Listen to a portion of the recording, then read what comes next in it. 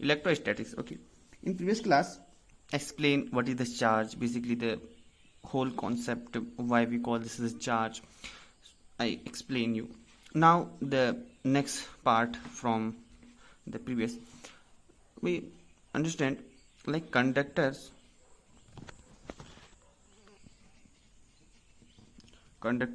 and insulators.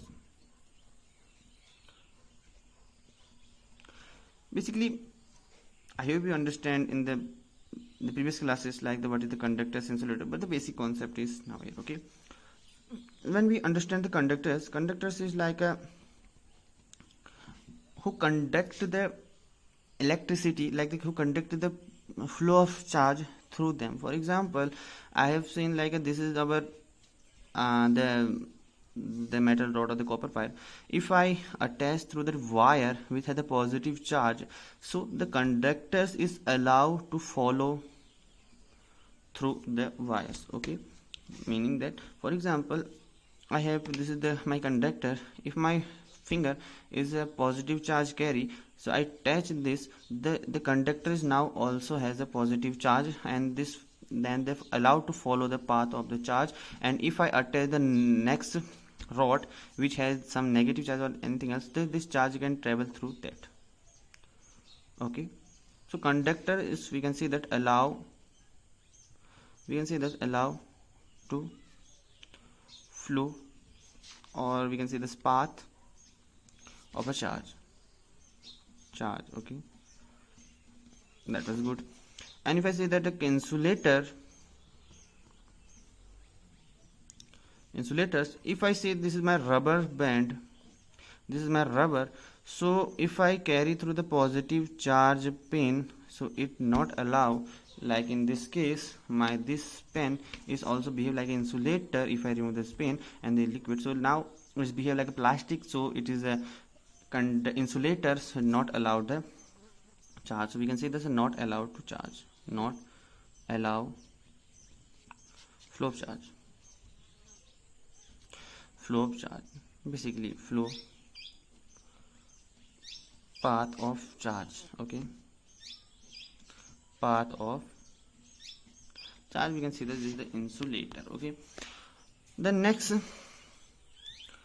part we can say that these are the conductance insulator. And if in exam and for understanding, conductor is like a allowed to the path of charge, we can demonstrate by this, and insulator is the not allowed the path of charge. Okay, next topic is the properties of charge. Properties of charge. In the previous class I explained what is the basic definition of charge. Now the property of charge is quite interesting. So the first properties we can say that, for example, I explained like a charge can be positive, can be negative, and charge is always an integer. We also say that the quark, but the charge is basically the integers. Okay, so the charge is the quarks are in the small value of the charge inside this, but we are going through the positives and negative charges. Okay, we know that the charge are two types, either a positive and the negative, and the both belongs to the integers. So charge is negative, neither the fractional and this, and the charges only can be positive integers, positive and negative. So as the mathematical way, if I add the charge positive plus of the negative, it becomes the zero, because I explained in the previous class like an electronic orbital theory. So we can say that the charge has the additive properties. So we can say that charge can be added. Okay, this has the additive first properties, additive property, like charge has